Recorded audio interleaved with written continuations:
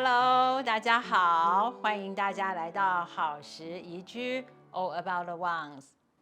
这是温刀来黑雅不哈，我是王太。今天想来跟大家介绍一个早餐很容易做的烤饼。其实这是在过年过节，美国人家里常常会用到的器皿。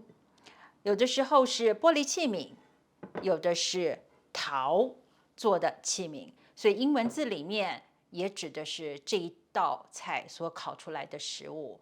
可是我考虑到家里可能只有烤模，所以我今天会用烤模来制作，而且我把它做了一些变化，没有用到奶油，也没有用到鸡蛋，甚至这烤饼里面常常用到的泡打粉，我也改成了酵母粉。